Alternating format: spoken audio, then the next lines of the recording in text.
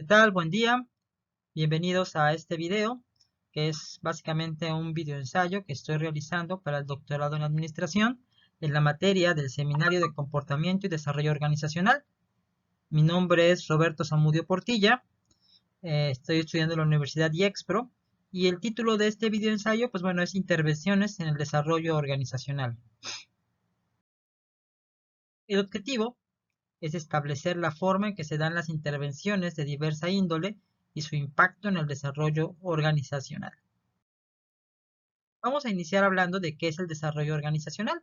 Según Jerry Porras y Peter Robertson, el desarrollo organizacional es una serie de teorías, valores, estrategias y técnicas basadas en las ciencias de la conducta y orientadas al cambio planificado del escenario de trabajo de una organización con el propósito de incrementar el desarrollo individual y mejorar el desarrollo o el desempeño de la organización, alterando la conducta de sus miembros, ¿no? Entonces, básicamente de eso se trata el desarrollo organizacional, ¿no? Es aplicar ciertas técnicas, ciertas teorías basadas en las ciencias de la conducta, que es la parte primordial, ¿ok?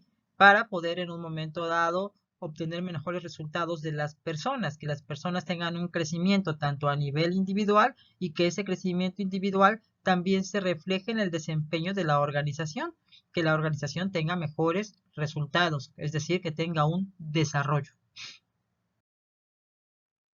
Para ello, pues bueno, se tienen que tocar ciertos aspectos que impactan en lo que es la organización. Y entonces surge lo que se conoce como una intervención, así que son los medios de los que se vale el desarrollo organizacional para llevar a cabo un programa de cambio. Es decir, hay ciertas áreas en donde necesitamos generar un cambio y entonces se realiza una intervención. Estas intervenciones parten de un diagnóstico, obviamente no son nada más así porque sí, se necesita hacer un diagnóstico para hacer una planificación, como todo, ¿ok? Se debe crear un objetivo, un conjunto de pasos a seguir para que se dé esta intervención. Y existen diferentes tipos de intervenciones, ¿ok? Tenemos las intervenciones en los procesos humanos, en las tecnoestructurales, las intervenciones en la administración de los recursos humanos y intervenciones estratégicas y del medio, que son básicamente los 4 tipos de intervenciones de los que vamos a estar platicando, ¿verdad? Entonces vamos a comenzar hablando primero de las intervenciones en procesos humanos. Yo considero que esta es de las más importantes, también es la que es más larga, puesto que el factor humano incide en todas las organizaciones, ¿verdad? El factor humano es complicado porque cada ser humano pues tiene un conjunto de creencias, de opiniones, de puntos de vista, de formas de ser, de formas de actuar. Poder moldear a un ser humano dentro de una organización para que produzca resultados para la organización y que también te vea beneficiado y se sienta a gusto, es algo complejo, no es algo simple. Entonces, las intervenciones en los procesos humanos están dirigidas al personal, las interacciones que hay entre estos, la solución de problemas que puedan surgir en un momento dado entre las personas, las dinámicas que se dan entre los grupos, el manejo correcto de liderazgo, la comunicación, ¿verdad? Básicamente todos los aspectos humanos de una organización se ven aquí en lo que es la intervención de procesos humanos. Ahora, para que esta intervención se dé, pues obviamente se ocupan ciertas estrategias. Algunas estrategias son los grupos T, la consultoría de procesos, la intervención de terceras partes, ensayos y encuestas de retroalimentación, reuniones de confrontación, relaciones intergrupo, ¿verdad? Y los enfoques normativos, ¿no? Son algunas de las estrategias que existen para poder hacer una intervención en lo que son los procesos humanos y lograr un cambio en las personas, en los grupos, ¿ok? Y que estos mejoren lo que es el desarrollo organizacional. En cuanto a la intervención de grupos T o la estrategia de grupos T, los grupos T son grupos de entrenamiento, ¿no? Básicamente aquí se va a entrenar a las personas. Su objetivo es que las personas en un momento dado tengan una visión de cómo es su conducta y cómo los están percibiendo los demás. ¿Para qué es esto? Pues básicamente es lograr que las personas se vuelvan empáticos, ¿ok?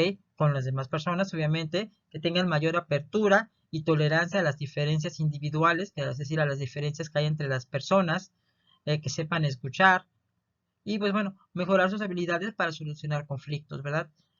Todo esto es muy importante. Entonces lo que se hace, se crean grupos, ¿ok? Y esos grupos son grupos no estructurados. Las personas se abren a, a diferentes dinámicas que se generan dentro de ese grupo, ¿no? Y les va a permitir tener esas habilidades, la habilidad de saber cómo es su conducta, de percibir su conducta, la habilidad de poder percibir cómo los están viendo los demás y en un momento dado, con eso, crear empatía, crear mejores relaciones, poder comprender mejor a los demás, saber escuchar a los demás, ¿ok? Y llevar todas estas habilidades a lo que sería la organización, ¿verdad? ¿Por qué? Porque los grupos C, pues básicamente deben ser estructurados para que el aprendizaje que se tiene en ellos se pueda transferir a toda la organización. Debe dar puntual vigilancia al programa de desarrollo organizacional, es decir, a través de esos grupos se vigila cómo se va desarrollando la organización conforme, conforme van obteniendo más habilidades que les va dejando esta práctica de entrenamiento. Este tipo de grupos son útiles en organizaciones en donde hay constante flujo de información, hay que estar compartiendo información constantemente y se tiene que estar resolviendo conflictos. Ahí es donde podríamos aplicar los grupos T. Otra estrategia es la consultoría de procesos y la intervención utilizando consultoría de procesos. Aquí esta actividad no se hace a través de un consultor externo, un consultor externo que va a venir y nos va a decir cómo están nuestros procesos, pero para ello debe lograr que el cliente, es decir, el administrador, se percate, tome conciencia de lo que sucede a su alrededor, ¿ok? Y de las interacciones, como su interacción con los demás. Se debe realizar un diagnóstico, pero ese diagnóstico no lo puede hacer solo el consultor, debe ir acompañado del cliente, tiene que ir acompañado en un momento dado del administrador, que es el que conoce la empresa. El punto de vista del administrador a lo mejor es algo subjetivo, sin embargo, por eso es que acompaña al consultor, para que tenga esa parte de objetividad que se necesita para poder hacer un diagnóstico. Y bueno, ¿en qué área se interviene esta consultoría de procesos? Pues bueno, en el área de comunicación es un área muy importante, las funciones y papeles de los miembros en los grupos, para solucionar problemas y toma de decisiones grupales, en la parte de autoridad y liderazgo y son las competencias y cooperación entre los grupos, ¿verdad? Todos estos elementos se pueden abordar a través de lo que sería la consultoría de procesos. En la parte de comunicación, eh, he colocado aquí este diagrama. Sabemos que la comunicación es un proceso en donde un emisor envía un mensaje a un receptor que se hace llegar a través de un medio, ¿verdad? Obviamente hay un proceso de codificación por parte del emisor, un proceso de decodificación por parte del receptor y puede haber ruido, puede haber ciertas cosas que en un momento dado entorpezcan lo que es el proceso de comunicación. Sin embargo, dentro de una organización, pues un líder, una persona, un gerente, por ejemplo, tiene que enfocarse en ciertos aspectos importantes. No nada más es que la comunicación sea asertiva, que sea adecuada, sino también es lo que generan los conflictos por medio de la comunicación. Por ejemplo, hay algo que se llama la ventana de Johari que presenta estos cuatro aspectos, ¿verdad? Que es lo que conoce la persona, es un área abierta, lo que lo conoce él y también lo conocen otros, pero también tiene algo que es conocido por él, pero los demás lo desconocen, está ocultando información, ¿ok? También tiene algo que los demás conocen, pero que él no conoce, ¿ok? Y finalmente hay algo que es desconocido también por él, las áreas desconocidas por él y también que la desconocen otros, ¿verdad? Es información que está ahí vagando y que nadie se ha percatado de que está. Entonces el consultor en un momento dado podría ayudarlo a tomar conciencia de todos esos elementos que en un momento dado lo van a llegar a tener una mejor percepción de cómo se dan las comunicaciones dentro de la organización, dentro de un grupo. O sea, es importante que en este caso el consultor haga que el administrador tome conciencia de cómo se está llevando a cabo el proceso de comunicación, ¿no? De cómo estos cuatro elementos de la ventana de Johari en un momento dado podrían estar afectando los procesos que se dan dentro de la organización. Otro punto donde incide lo que es la consultoría de procesos es las funciones y papeles de los miembros. Generalmente, bueno, hay dos partes. La parte cuando la persona ingresa al grupo, ¿no? Que se siente desconocida, de qué manera se le da la bienvenida, se le da una identidad, esa persona comienza a influir en el grupo, cómo esa persona siente sus necesidades cubiertas o no las tiene cubiertas con las metas del grupo, ¿no? Y si hay cierto grado de aceptación. Y por otro lado, ya en el grupo formado es cómo están llevando a cabo sus tareas, de qué manera están trabajando, realmente están siendo efectivos como grupo de trabajo, realmente están produciendo los resultados que se desean como grupo de trabajo. Entonces, son dos fases que en un momento dado se tienen que analizar y que en este caso, a través de analizar todos estos elementos que presento aquí en la pantalla, se podría en un momento dado el consultor dar a la tarea de hacérselos ver al administrador para que se tomen las mejores decisiones en cuanto a los papeles que están jugando los miembros del grupo, ¿verdad? Otro punto importante en lo que es la consultoría de procesos es apoyar a la solución de problemas y toma de decisiones en grupo. Es algo que es muy común. Normalmente hay problemas dentro de los grupos y hay un factor muy importante entre los grupos que es la toma de decisiones. Eso es algo crucial. Tomar una decisión en grupo no es algo fácil por la cantidad de paradigmas, de ideas, de puntos de vista que pueden tener todos los miembros que participan en el grupo. Entonces, aquí se presenta un esquema de algo que se podría hacer. Se manejan dos ciclos. El primero es definir de forma correcta el problema. ¿Ok? ¿Cuál es el problema que está enfrentando el grupo? Para entonces, a través de una lluvia de ideas otras técnicas, generar las alternativas de solución, que después vayan a ser evaluadas sus ventajas y desventajas. De aquí va a surgir la alternativa que se desea realizar. En el ciclo 2 se hace el plan para realizar esa alternativa, se pone en marcha y se evalúan los resultados. ¿Ok? Con esa evaluación de resultados se puede regresar al ciclo 1 y volver en un momento dado a definir cuáles fueron los problemas, ver cuáles son las alternativas de mejora, evaluar sus ventajas y desventajas y pasar nuevamente al ciclo 2 y así crear una mejora continua. De esta manera se hace una intervención en ese proceso de toma de decisiones, ¿verdad? Entonces, el consultor externo en un momento dado tiene que hacer un diagnóstico de cómo se están tomando las decisiones e implementar en un momento dado la técnica adecuada para que el grupo tome la mejor decisión sin que tenga problemas. La otra parte que hay aquí en la consultoría de procesos es la autoridad y el liderazgo, ¿ok? Esto es algo muy importante porque, bueno, los jefes, los directivos, pues tienen sus puestos y tienen una jerarquía que les da ese puesto. Aquí se tendría que hacer un análisis de realmente cómo están llevando a cabo ese puesto, qué tal están siendo percibidos como líderes en un momento dado por sus subordinados, ¿verdad? Para tomar las medidas necesarias y ver cómo esta parte es que está influenciando de manera positiva o de manera negativa el desarrollo de la organización.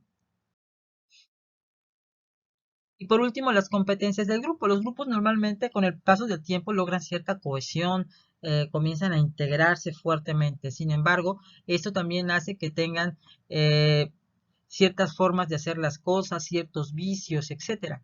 Aquí, en un momento dado, el consultor que esté trabajando con el administrador tendrá que ayudar a los grupos a que se expresen para que puedan entender cómo es que se están comportando, cuáles son aquellas cosas positivas y negativas que están realizando como grupo y para que ellos en un momento dado formen sus normas, ¿sí? Dejando aquello que les es útil como grupo y eliminando todo aquello que les está causando un daño como grupo, ¿verdad? Entonces es importante en un momento dado ver las competencias del grupo.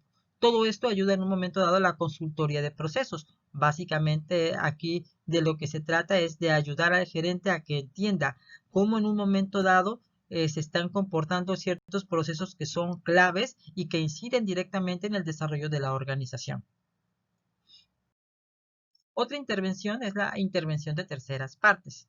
Su enfoque es hacia los conflictos interpersonales que surgen entre dos o más miembros del equipo. Aquí se utilizan técnicos de conflicto planeado, generando la discusión para que las partes en disputa se expresen y se genere así de esa manera la solución. Es decir, en un momento dado se planea el conflicto al ver que hay dos partes o más que están en conflicto, se genera ese conflicto, se ve que se expresen hasta llegar a una solución, hasta llegar a un acuerdo, ¿no?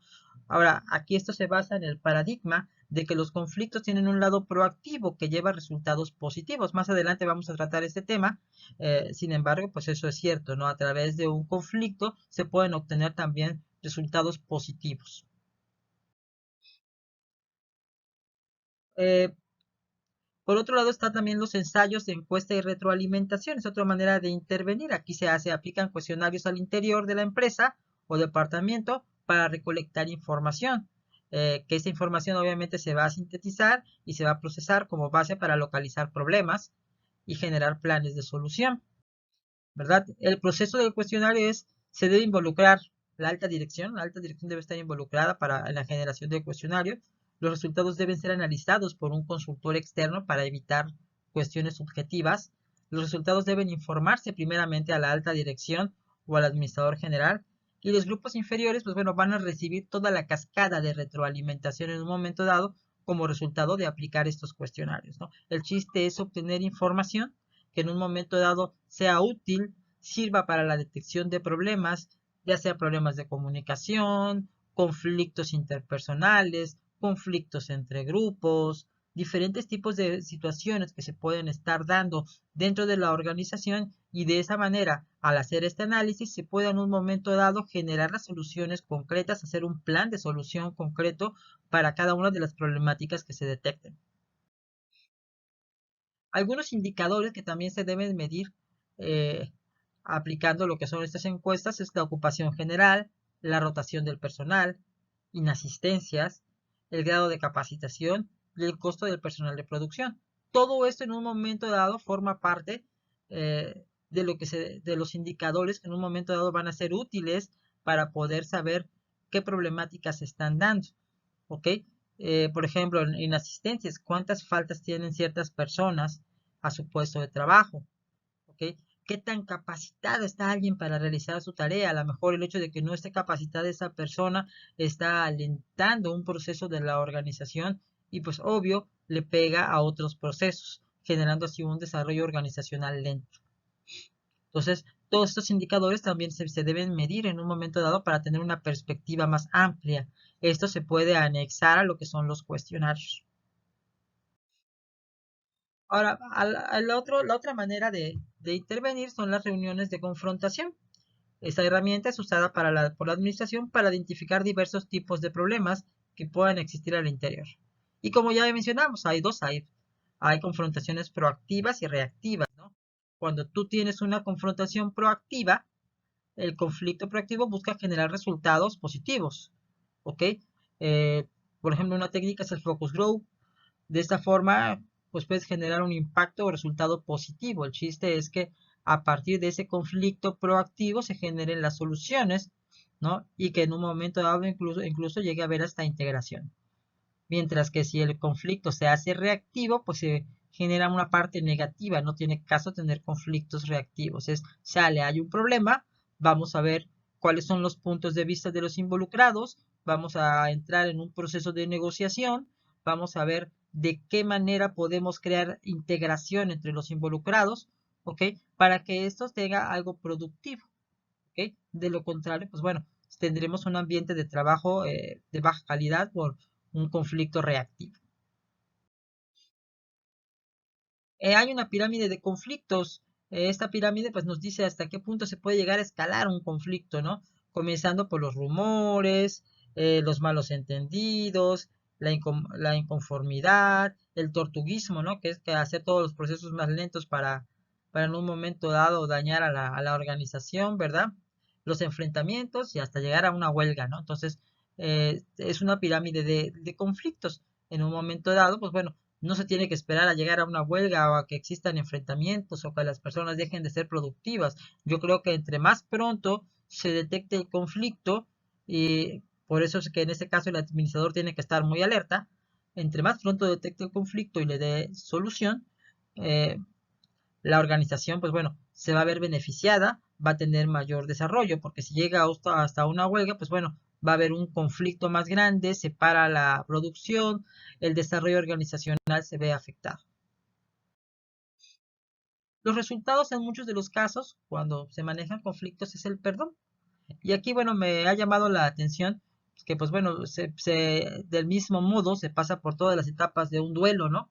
Es como cuando tienes un duelo, cuando alguien fallece o cuando te dicen que tienes una enfermedad incurable, lo mismo ocurre, ¿no? En este proceso, primero entras en negación, no quieres saber nada de la situación, dices que no es cierto. Después sale ya como que tomas conciencia de que sí es cierto, ahí está y te enojas. Después viene la parte de la negociación, entras en una especie de negociación, a lo mejor te deprimes, pero al final hay una aceptación. Entonces pasa por todo ese proceso hasta llegar a lo que es básicamente esa aceptación en donde ya hay un perdón y puede haber una integración, ¿no? Cuando se maneja un conflicto de manera proactiva. Y bueno, está también la intervención de relaciones intergrupales. Tiene como objetivo modificar los paradigmas que los grupos tienen entre sí, con la finalidad de mejorar las relaciones y con ello el trabajo que se da en la dependencia que pueda existir entre ellos, ¿no? Porque muchas veces un grupo depende de otro y a veces esos grupos están en disputas, tienen problemas, entonces en un momento dado hay que generar un ambiente adecuado para estas relaciones intergrupales. La manera de manejar estos conflictos intergrupales, bueno, dice es separación física de los grupos, ¿no? Con eso se va a reducir el conflicto, se permite la interacción aunque los objetivos ya se encuentran fijados, si hay objetivos fijados, ellos no toman decisiones, así que ya hay reglas para la toma de decisiones, ¿no? Ellos no intervienen, simplemente tienen que hacer sus actividades cada quien. Se mantienen separados los grupos, se hace participar a personas relacionadas con ambos grupos para facilitar la identificación y comprensión de los problemas comunes. En un momento dado, la negociación no es con todo el grupo, nada más es con personas, eh, un representante de los grupos que están en disputa, ¿no? Para poder llegar a acuerdos de una manera más fácil. Se finalizan las negociaciones directas entre los representantes de cada grupo, sobre todo entre aquellos que adoptan una posición neutral ante el conflicto, pero que aprecian los valores del grupo. ¿Okay? Entonces, se hace una negociación, se pueden llegar a acuerdos, ¿ok? De manera correcta, pero a veces lo mejor no es que participen todos, sino que solamente ciertas personas. Se realizan negociaciones directas entre los representantes de cada grupo sin la intervención de terceras partes, es decir, no hay un mediador, simplemente hay representantes y ellos dos son los que van a negociar de manera directa. Esa es otra manera de manejar el conflicto de grupo. Se intercambian temporalmente los integrantes de los grupos con el fin de que entiendan los patrones de comportamiento y conozcan las actividades de otros, ¿no? O sea, tú te vas para aquel grupo, yo me vengo para este grupo y de esa manera a lo mejor tienes un cambio de paradigma, ¿no? Y se requiere intensa interacción entre los grupos de los conflictos, ¿no? Para que en un momento dado puedan cooperar, ¿no? Yo creo que aquí el chiste es que exista cooperación entre los grupos. Muchas veces, decía un maestro, tú no te peleas con las personas, te peleas con las ideas. Entonces, no tiene caso pelearse con una idea. Aquí lo interesante sería el cambio de paradigma, el no aferrarse a una idea, tener una postura, lograr que los grupos tengan una postura abierta hasta llegar a una negociación, a un punto de la negociación en donde los dos se sientan satisfechos y logren caminar hacia los objetivos de la organización. Por otro lado, tenemos los enfoques normativos. Aquí podemos encontrar que hay básicamente formas de dirigir la organización para producir el cambio mediante lo que es la dirección. Hay dos enfoques, el perfil de Likert, que es un sistema de 4 de Likert, y un método de grid gerencial de Blake y Mouton, ¿verdad? Son esos dos enfoques que se toman para lo que son los enfoques normativos. En lo que son los perfiles, pues bueno, tenemos la administración autocrática, imperativa y explotadora, ¿no? Es alguien que es bien tajante, ¿no? Por el otro lado tenemos a alguien benevolente, a lo mejor sí es imperativo, sí da órdenes, ¿no? Pero no es explotador. Por otro lado está la administración consultiva, hace una consulta con los miembros del grupo para ver cuáles son sus opiniones, ¿ok? Y la administración participativa hace partícipe a los demás en la toma de decisiones. Entonces, son formas de administrar. ¿Cuál es la mejor? Pues bueno, eso va a depender de la situación, ¿ok? ¿Qué sistema es el mejor? Pues va a depender de la situación, del tipo de personas. Los grupos tienden a evolucionar, no suelen ser fijos, entonces en la medida que un grupo madura, en esa medida se podría aplicar los diferentes sistemas.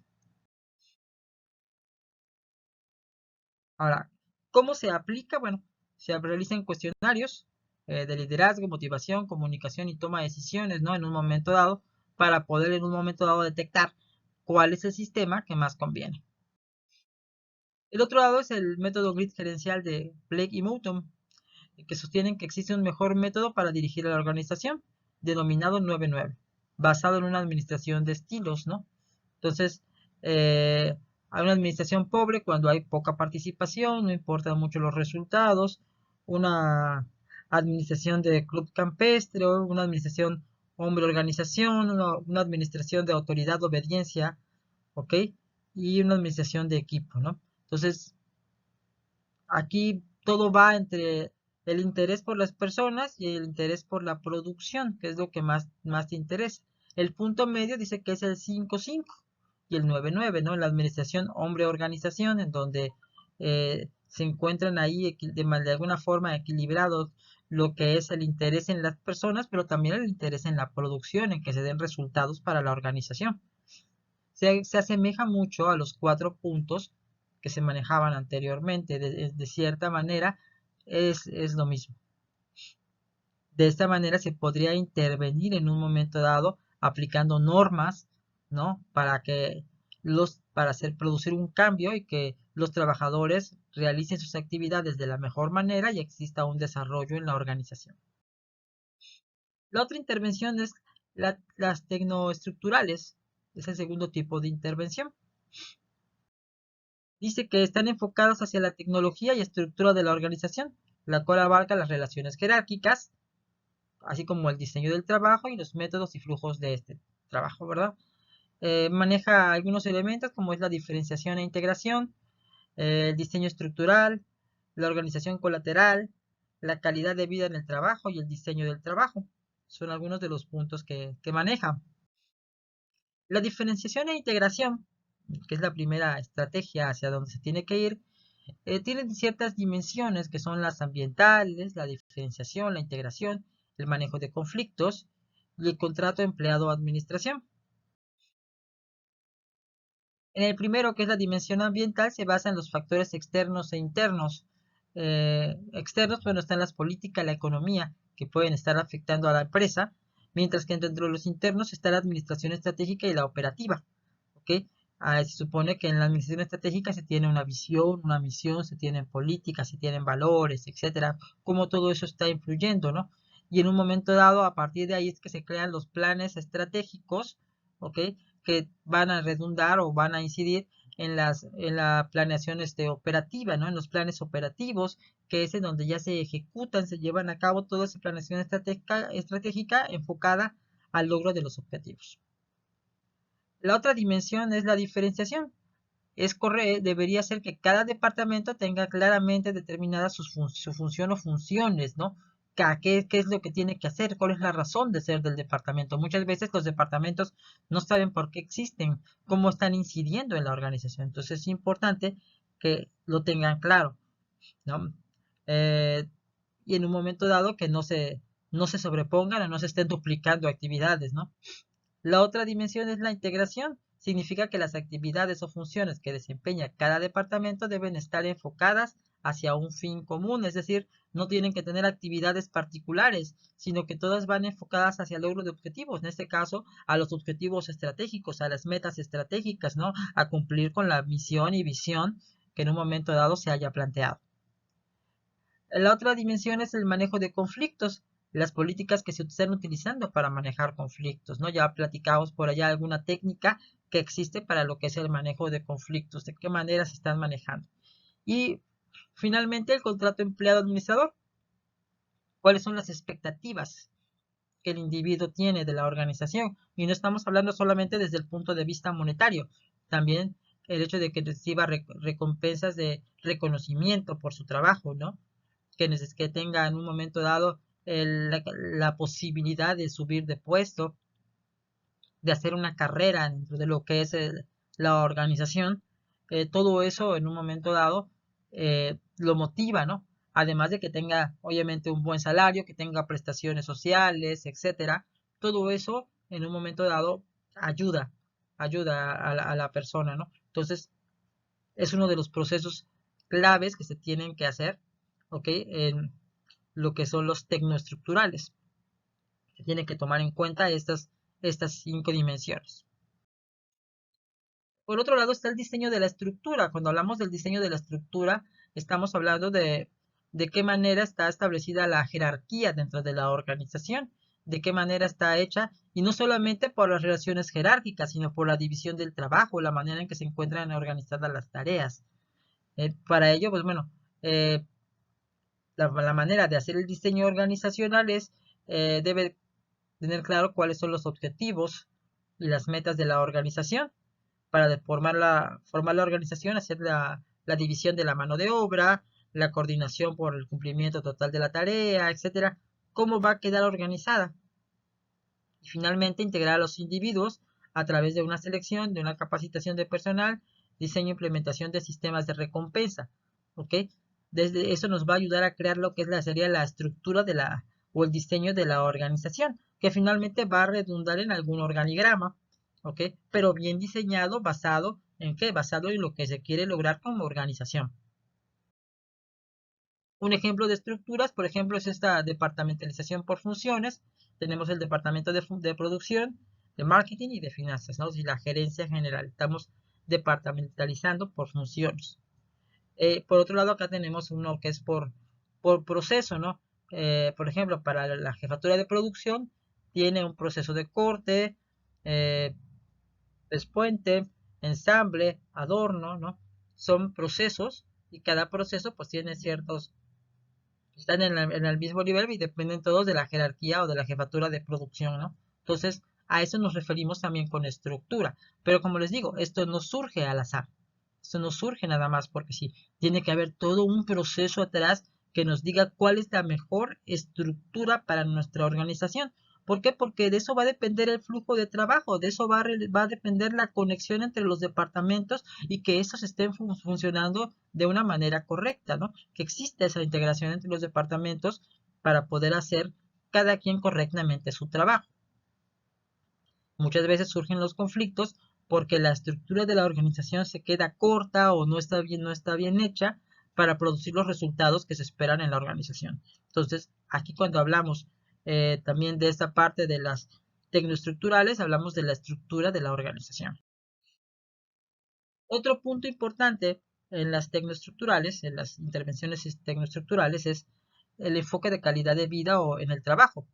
Dice que es el carácter positivo o negativo del entorno laboral, la calidad de vida en el trabajo, eh, el trabajo sea desafiante, que el clima laboral sea armonioso, que exista equidad en el trabajo, que haya un desarrollo integral, que haya un enriquecimiento del trabajo, que exista un reconocimiento a las personas por su trabajo, ¿no? Y que la supervisión que se hace de las actividades sea adecuada. Todo eso, ese conjunto de cosas que estamos planteando aquí, nos va a dar en un momento dado la calidad de vida en el trabajo, ¿no? Una persona que a lo mejor no encuentra desafiante su trabajo o que está en un clima laboral tenso, un clima laboral en donde hay demasiados conflictos, pues su calidad de vida en el trabajo va a ser baja, entonces muy probablemente va a repercutir también en su productividad y eso hará que el desarrollo de la organización se vea frenado.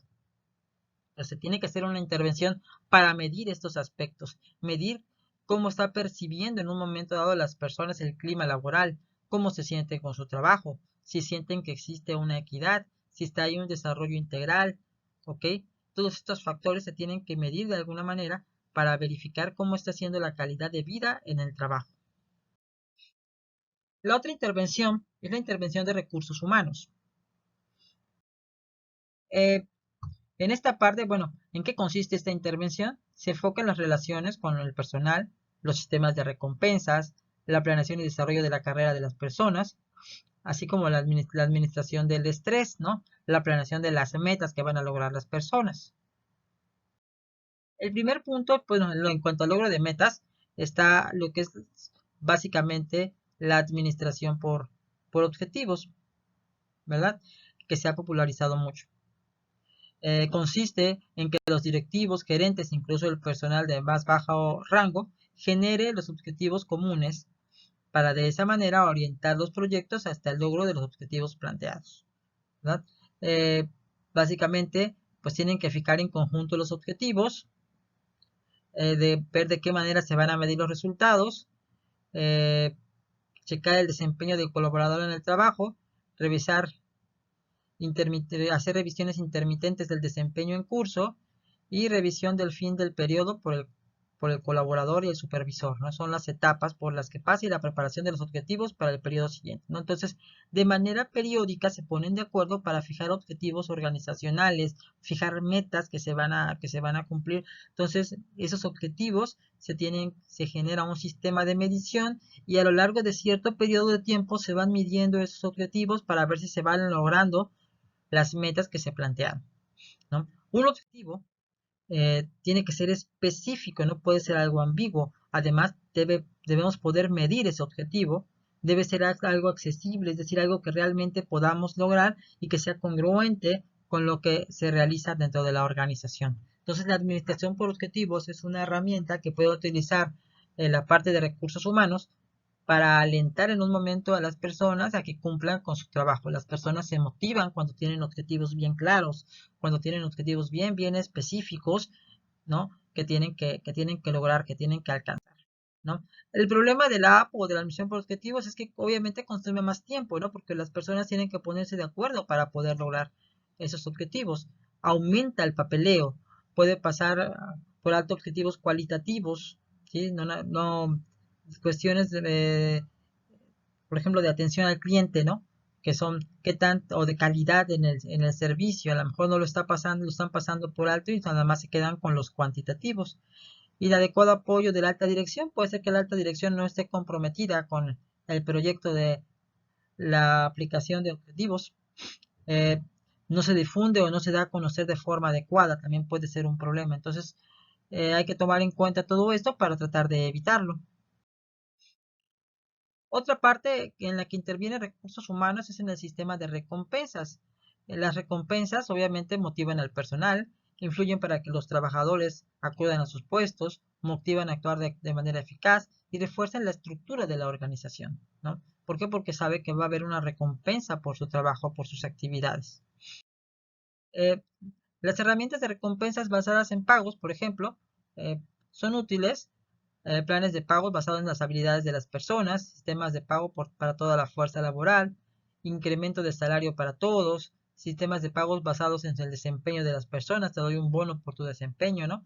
Participación en las ganancias de la empresa, que te voy a promocionar para otro puesto para que ganes más, ¿no? Y los beneficios colaterales que puedes tener en la medida que eres productivo, ¿no? Entonces, esta es una manera de generar recompensas que podría ser aplicada por recursos humanos. Sin embargo, no son los únicos tipos de recompensa. Las personas también esperan en un momento dado un reconocimiento por su trabajo, por sus años de servicio, en fin, por algo que hayan hecho bien dentro de la organización y eso también lo sienten como una recompensa. Algo importante también que debe ver la parte de recursos humanos es la planeación de la carrera.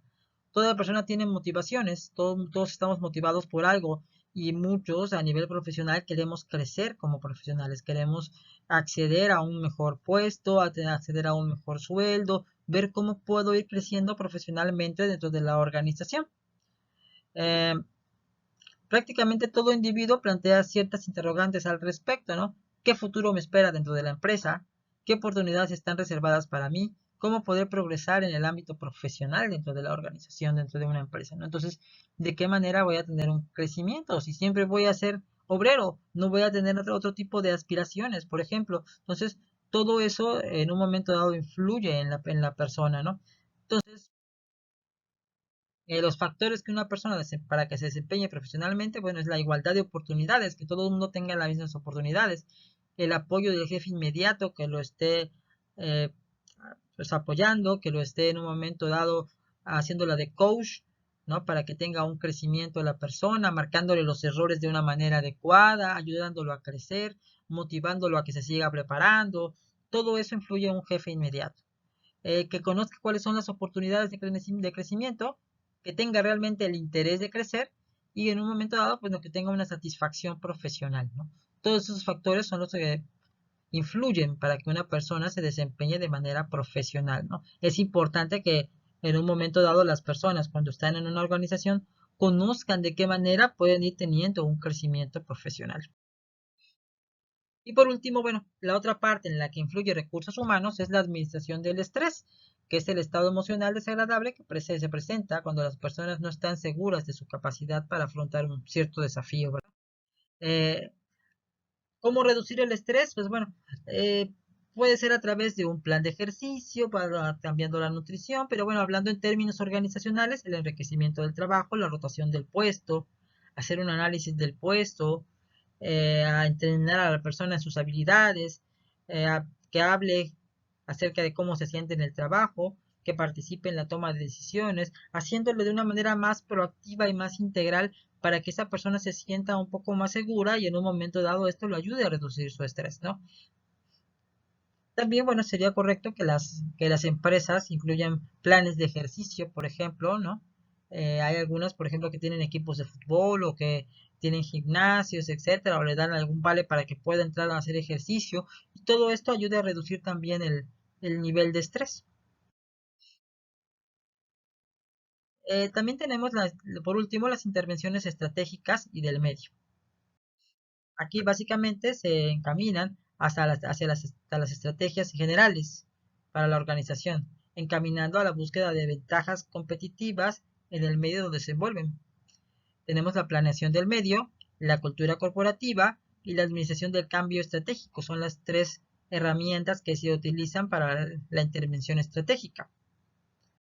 En lo que es la planeación de sistemas abiertos, esta herramienta ayuda a una organización a evaluar en forma sistemática su ambiente y a desarrollar una respuesta estratégica para él, es decir, cómo está el ambiente donde se está desenvolviendo. ¿Okay? Entonces, para eso se ocupan algunas herramientas. Entre ellas está el benchmarking, ¿verdad? En lo que consiste es en hacer una planeación, en planificar, recopilar la información, analizar esa información, implementar y ajustar. ¿Sí? Dice que consiste en tomar como marco de referencia aquellas organizaciones, grupos o personas que son líderes en su medio y llevar a cabo verificaciones que permitan emularlas, comparándose con ellas, incluso aunque sean de un giro diferente al nuestro, ¿no? Entonces eso se tiene que planear, se tiene que recopilar esa información, se tiene que analizar qué es lo que están haciendo ellos para poder ser exitosos, ¿ok? Entonces, para poderlo implementar y poderlo ajustar en un momento dado. Por otro lado, es importante que también las empresas cuenten con una misión, ¿ok? Que ya que esta misión les va a decir a qué se dedica la empresa, ¿ok? Qué producto o servicio es el que está generando, qué mercado es el que está satisfaciendo, cuál es su compromiso social y su compromiso económico. Si las personas no conocen su misión, si la empresa, los miembros de la empresa no tienen clara su misión, entonces como que los objetivos y las metas que se plantean dejan de tener sentido. Entonces sí es importante que que las personas de la empresa conozcan cuál es su misión. Muchas empresas lo pasan por alto, lo ven como algo insignificante, ¿no? Sin embargo, sí es algo que puede producir resultados positivos a largo plazo. Ahora, es importante que se genere un enfoque sistémico, ¿sí? Ya que todas las áreas de la organización están conectadas y las organizaciones no están aisladas del entorno, ya que se ven afectadas por lo que ocurre en el exterior. Entonces, en un momento dado, cuando vamos a hacer una planeación del medio hacia el exterior, debemos de considerar todos estos elementos, ¿no? El enfoque sistémico, del cual ya hemos mencionado, ¿ok? Debemos también en un momento dado también tomar en cuenta lo que es la misión, ¿ok? Y debemos también analizar nuestro entorno, cómo está nuestro entorno. Otro elemento que se tiene que considerar como una herramienta más es la parte de la cultura organizacional, que básicamente son todas las suposiciones, creencias y valores que comparten los miembros de la organización, ¿ok? Esto es importante porque en un momento dado logra crear la identidad de las personas con la organización, se identifican con sus valores, con sus creencias, ¿ok? Ahora bien, un ejemplo de esto es la historia. Es un elemento, ¿no? Que compartan la historia de la organización, cómo se formó dentro de la organización y las historias de las personas dentro de la organización. ciertos rituales, por ejemplo, cuando se le entrega a algunas personas algún reconocimiento, cuando cumplen ciertos años de servicio dentro de la organización. Los símbolos materiales, por ejemplo, los logotipos de las empresas no llegan a ser algo muy importante con lo que las personas se llegan a identificar, e incluso el lenguaje que utilizan dentro de la organización, ¿no? Se utilizan cierto lenguaje, cierta forma de expresarse que hace que se sientan partícipes. Entonces, toda esa cultura organizacional nos viene a enriquecer a las personas y hace que éstas se sientan más a gusto y en un momento dado se genere un desarrollo dentro de la organización. Como conclusión, es que puedo apreciar que existen varias formas de intervenir para apoyar el desarrollo organizacional, por lo que se debe tener claro cuál se debe emplear, es decir, no vamos a emplearlos todos a lo mejor de manera simultánea. ¿En base a qué? En base a un diagnóstico, en base a hacer las preguntas correctas, analizar qué es lo que está pasando dentro de la empresa. ¿Ok? De esa manera visualizar a la organización y crear la intervención adecuada, planear la intervención adecuada. Aunque, en cierto modo, yo creo que sí, en un momento dado podrían llegar a mezclarse, dependiendo de cómo se encuentre la organización. Esas son mis fuentes de información. Yo les agradezco por su atención. Muchas gracias. Los veo en el siguiente video.